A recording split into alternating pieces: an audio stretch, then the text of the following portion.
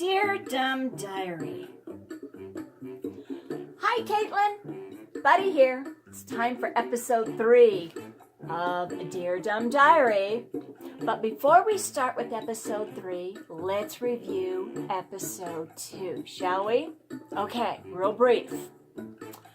In episode 2, Jamie dyes her hair. She wants to have the same glorious heavenly sunshine color as Angeline. But that doesn't work out so well. So then she goes to school and Angeline gets her hair all tangled in her backpack jingles. So the school nurse has to cut 2 feet of hair off of Angeline. Yay, Jamie says, yay! The next thing that happens to Jamie is she finds out that her little cousin is coming to visit. Yikes. And then Jamie has to do a mythology report for Mr. Evans. She's thinking about Medusa, the woman with snakes in her hair. And then Jamie sees Angeline's permanent record in the school principal's library. And she thinks, I have to have it. So she tries to devise a way to get Angeline's permanent record so she can make it in, so she can show everybody in the school, and it's going to be horrible. Absolutely horrible. So, that's where we're going to begin. Let me get you set up.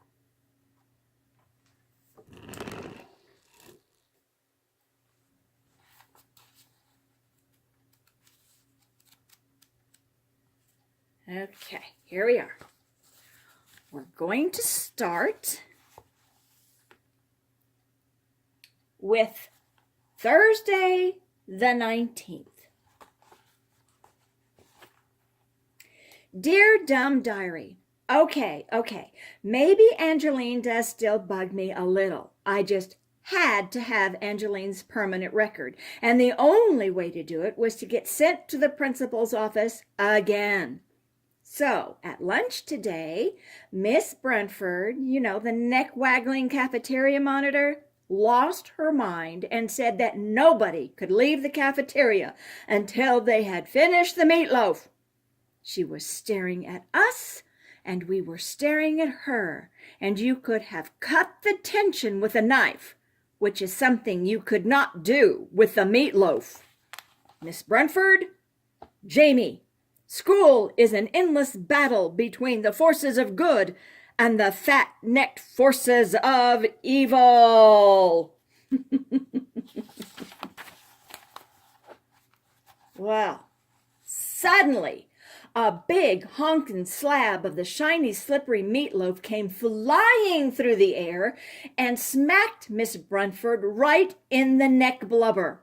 She started screaming and sputtering and demanding to know who did it. It seemed like a golden opportunity, so I said that I was the one who had thrown it. Easy ticket to the principal's office, right? But get this. As they're hustling me out of the cafeteria like I'm a perp on that cop show, I'm looking down at everybody's trays. I see meatloaf after meatloaf after meatloaf. And then I see one tray without meatloaf. I look up and there's Angeline wiping gravy off her hand with a napkin. Angeline! She was the one that threw the meatloaf, and I had taken the fall for it.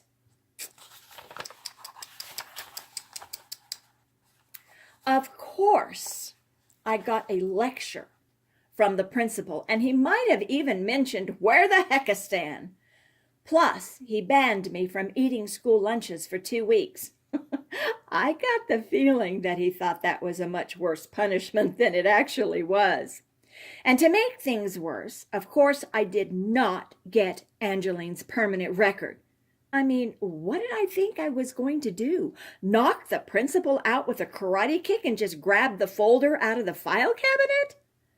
It turns out this was a pretty lousy idea. I'm never going to try something that dumb again.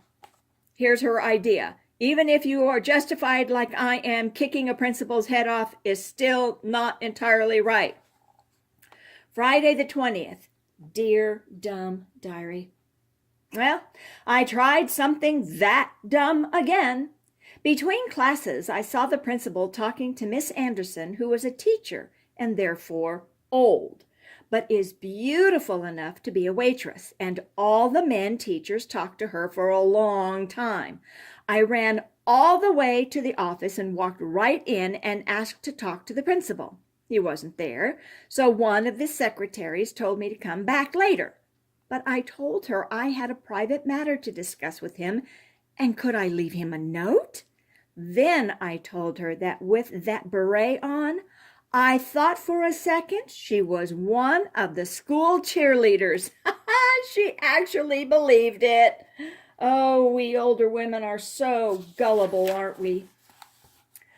Of course, she let me right in, and all I had to do was just walk over to the cabinet and snatch Angeline's permanent record.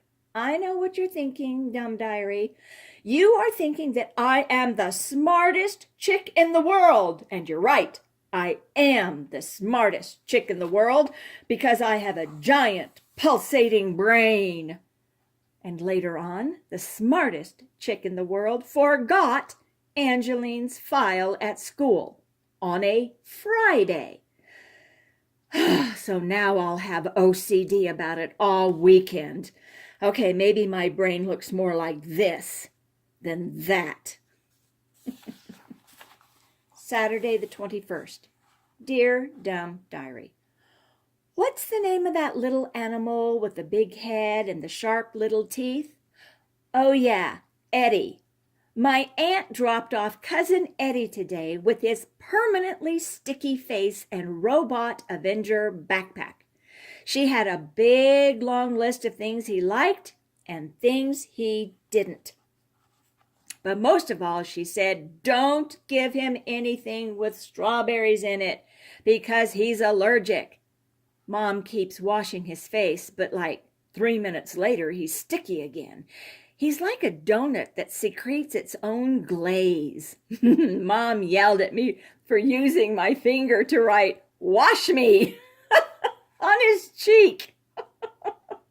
Sunday the 22nd. Dear Dumb Diary. Angeline uses such a wonderful and important shampoo that the small wad of hair I have has actually made our whole house smell better. It also has a powerful effect on Eddie, who seems to have an unnatural love for it and a mutant ability to sniff it out of its hiding places. My scientific theory is that since Eddie will grow up into a guy one day, he is already instinctively and unnaturally in love with Angeline. The hair has no effect on my dad, and Isabella says that's because he is my dad and stopped being a guy when he met my mom. The fragrance also seems to have an effect on Stinker, who sneezes and sneezes whenever I grind the hair wad in his face. I wonder if that annoys him. Here's Jamie with the hair wad. Here's Eddie. Oh, God, I want that. Zombie-like devotion to hair wad. Monday the 23rd. Dear Dumb Diary. There's good news and there's bad news. The good news is Mom says that my aunt is picking up Eddie on Thursday, which is a relief because I'm getting tired of trying to hide Angeline's hair wad from him. There's more good news. I remembered to bring Angeline's permanent record home, but I set it down 1 second and turned my back, and when I reached for it again, it was gone. I know it was either Stinker or Eddie who took it, but no amount of yelling or depriving of toys or dog bones has had any effect, and Eddie really likes those bones. Which one is guilty? The flea-bitten animal or the dog? Tuesday the 24th. Dear Dumb Diary. It is making me mental that Angeline's permanent record is in this house and I cannot find it. I even looked in Stinker's doghouse, which meant I had to throw out all the sticks and trash he had been keeping in there. Since then, Stinker has been staring at me for hours with his black dog eyes, and I think he may be planning something against me. Maybe I should buy a dozen big mean cats to have around the house, in case some mean little dog shows up to try to do something mean to me. Dumb Diary, I read that last sentence out loud so that Stinker could hear it, but it did not seem to have any effect on him. If I turn up missing in the morning, I just hope the police dust for fingerprints or footprints or whatever you call the prints left by those paw nubs on the bottom of a guilty beagle's foot. Hint, hint.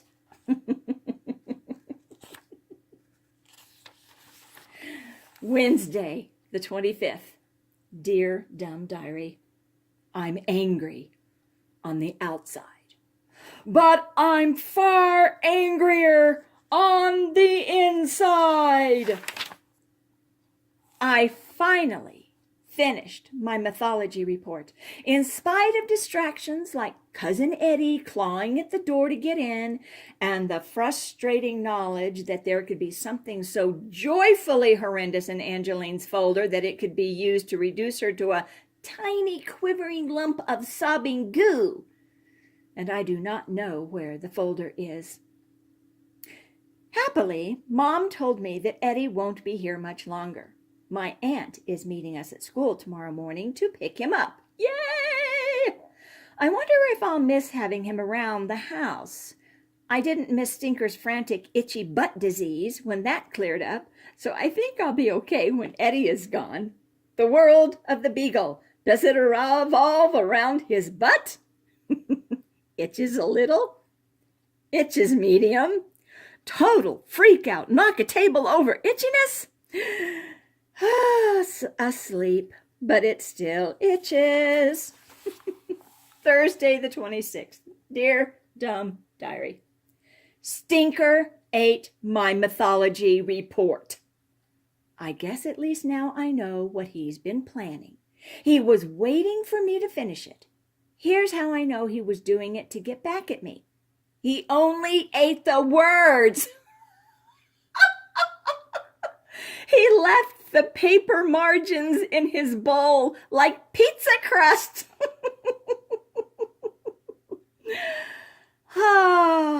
I had to pack my own lunch this morning on account of being banned from buying lunch at school. There was only a spoonful of strawberry jam for my sandwich, and just to make things worse, Stinker must have licked it off my bread while I went to the fridge to look for a juice box. I figured he did it to get the taste of mythology out of his mouth, which probably tastes awful. So I didn't even get that mad at him.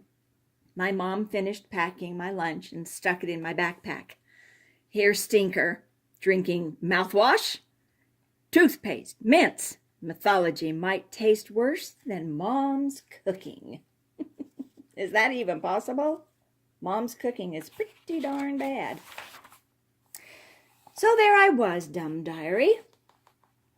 Mom was dropping me off at school, and I knew I was headed for an F from Mr. Evans. I mean, you just can't actually say the dog ate your homework.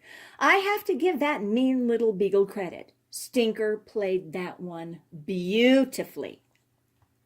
While I was headed into school, my aunt met my mom outside, and they were getting ready to transfer Eddie from one minivan to another when he escaped, I guess.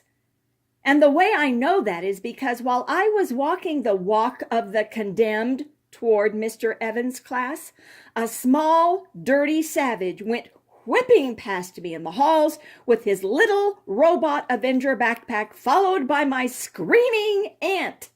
I was just about to grab Eddie for her when I noticed Hudson walking past, and I had to quickly decide if I was going to help a family member or try to look cool for a guy that probably hardly knows who I am and knows that I'm alive. Hi, Hudson.